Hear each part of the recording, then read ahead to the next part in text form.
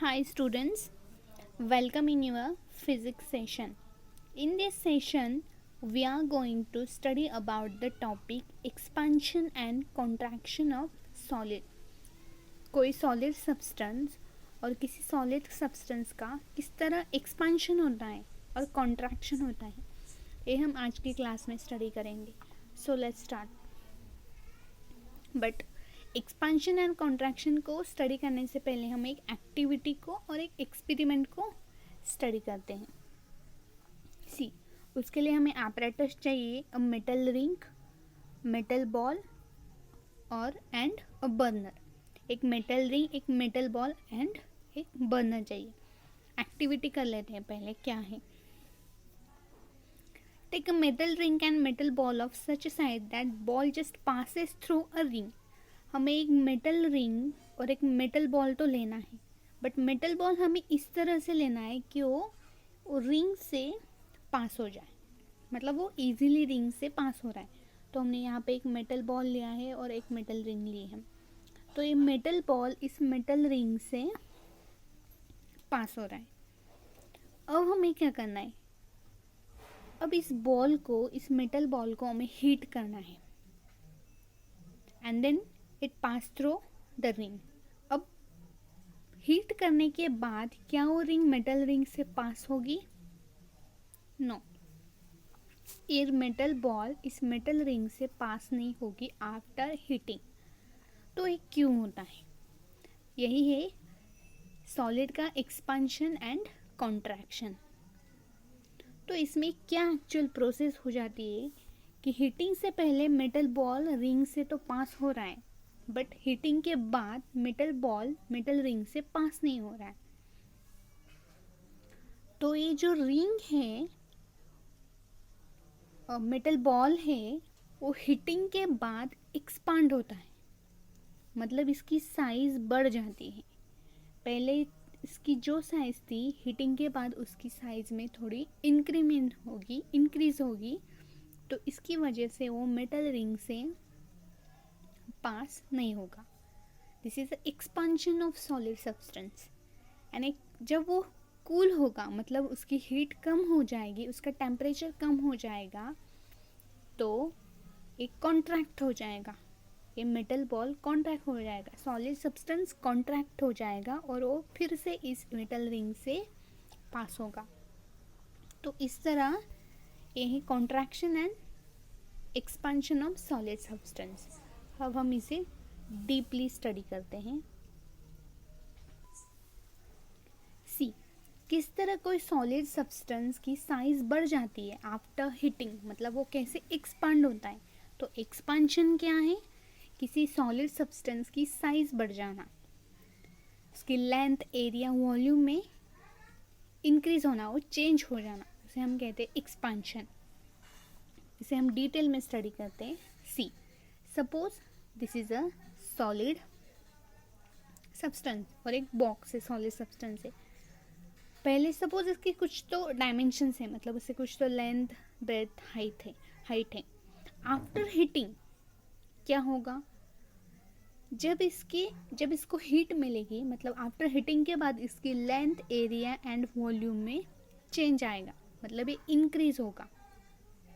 अब ये तो इंक्रीज तो हो रहा है, ये हमने पहले एक्टिविटी में भी देखा, मतलब उसका एक्सपेंशन हो रहा है. बट एक्चुअली उसमें क्या हो रहा है? तो जो हमने सॉलिड सब्सटेंस लिया है उसमें एटम तो प्रेजेंट है ही, बिकॉज हमें पता है कोई भी सब्सटेंस और हर एक सब्सटेंस एटम से बना होता है, और एटम में क्या है? Proton, electron, neutron. तो ये जो एटम है वो बाउंडेड है, एक दूसरे से बाउंडेड है. Suppose this is metal box और मेटल बॉडी. तो इसमें जो एटम्स है वो इस तरह है. Suppose these are the atom present in this body. Before heating की ये पिक्चर है. तो इसमें एटम प्रेजेंट है. तो ये क्या कर रहे हैं? वाइब्रेट कर रहे हैं, मतलब इसको कुछ काइनेटिक एनर्जी मिलेगी, बट कब मिलेगी? After heating. जब हम इसको हीट करेंगे तो इस एटम की काइनेटिक एनर्जी बढ़ जाएगी, बट वो काइनेटिक एनर्जी किस फॉर्म में होगी? वाइब्रेशन के फॉर्म में. जब इसकी काइनेटिक एनर्जी बढ़ेगी तो वाइब्रेशन करना स्टार्ट कर देंगे, मतलब उनका वाइब्रेशन स्टार्ट हो जाएगा। और जब वो वाइब्रेट करने लगेंगे तो इनके बीच का स्पेस बढ़ जाएगा, मतलब उनमें स्पेस बढ़ जाता है। जब वो वाइब्रेट करने लगते हैं उनकी काइनेटिक एनर्जी बढ़ती है, मतलब वो काइनेटिक एनर्जी किस फॉर्म में होती है, वाइब्रेशंस के फॉर्म में। तो वो वाइब्रेट करने लगते हैं ये एटम और इनके बीच में स्पेस बढ़ जाती है। इसकी वजह से इनकी साइज़ इंक्रीज़ होती है और उनके एरिया में, वॉल्यूम में इंक्रीज़ होती है, मतलब उसके डायमेंशंस चेंज होते हैं। तो इस तरह किसी सब्सटेंस का एक्सपांशन होता है। एक्सपांशन मीन्स उसके लेंथ, एरिया, वॉल्यूम में इंक्रीज होती है after heating. So first question for the homework is what is the expansion of solid substance. What is the expansion of solid substance. देखिए, एक cool substance है और एक hot substance है। Suppose इसका टेम्परेचर कुछ तो है 20 डिग्री सेल्सियस, 20 डिग्री सेंटीग्रेड, ठीक है, और इसका टेम्परेचर कुछ ज़्यादा है 40 डिग्री सेंटीग्रेड। एक कोल्ड सब्सटेंस है और एक हॉट सब्सटेंस है। तो मैंने पहले बोला कोल्ड सब्सटेंस क्या होता है, वो पहले मतलब उसमें एटम प्रेजेंट है। आफ्टर हीटिंग के बाद क्या होती है, उसकी साइज बढ़ जाती है, मतलब उसका एक्सपांशन होता है, वो एक्सपांड होता है। उसके एरिया, वॉल्यूम में इंक्रीज, चेंजेस होते हैं, डायमेंशंस चेंज होते हैं। तो ये जो एटम होते हैं क्यों चेंजेस होते हैं, क्योंकि ये एटम की काइनेटिक एनर्जी इंक्रीज होती है। और वो काइनेटिक एनर्जी किस फॉर्म में होती है, वाइब्रेशंस के फॉर्म में। और जो वाइब्रेशन की वजह से एटम एक दूसरे से, मतलब उनमें एक स्पेस बढ़ती है। तो अब अगर आप यहाँ पे देखेंगे कोल्ड सब्सटेंस है और ये हॉट सब्सटेंस है। तो हॉट सब्सटेंस में क्या हो रहा है, एटम के बीच में साइज है, मतलब स्पेस है। तो इसकी वजह से, स्पेस की वजह से इन्होंने अपने बीच की स्पेस बढ़ाई, इसकी वजह से उसकी साइज में भी चेंज आया। So this is a expansion of solid.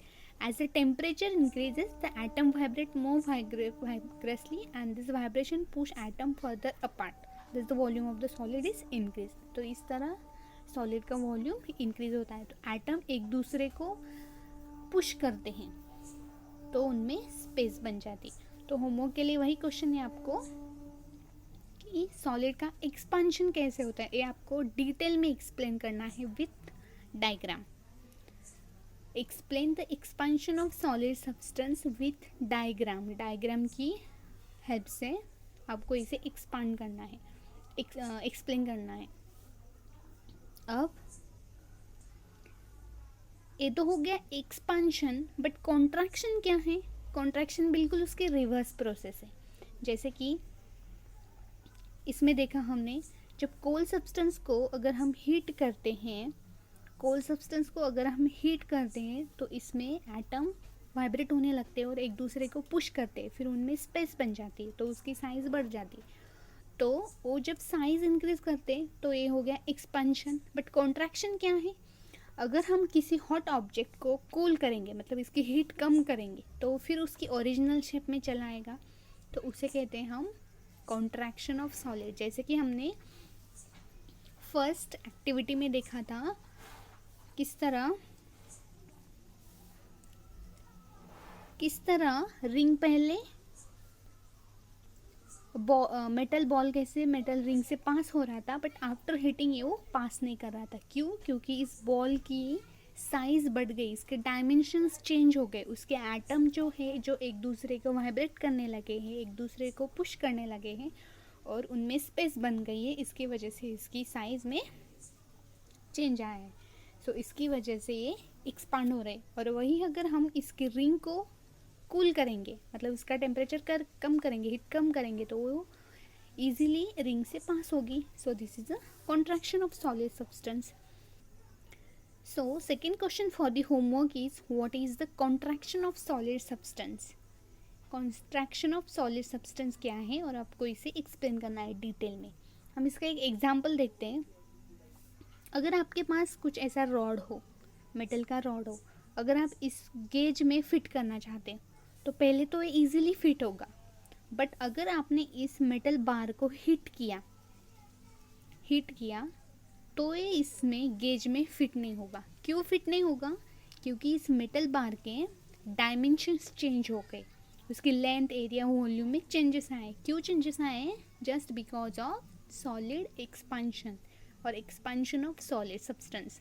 तो इसका एक्सपांशन हो गया, मतलब इसके एटम वाइब्रेट होने लगे हैं, इनके काइनेटिक एनर्जी बढ़ गई है, इसके एटम एक दूसरे को पुश करने लगे, इनमें स्पेस बन गई है और इनकी साइज में इसकी साइज़ इंक्रीज़ हो गई। तो इसकी वजह से वो मेटल बार गेज में फिट नहीं होगा। बट इसी बार को अगर आपने कूल किया, उसकी हीट कम कर दी, तो इजीली पास हो जाएगा। This is the expansion and contraction of solid substance.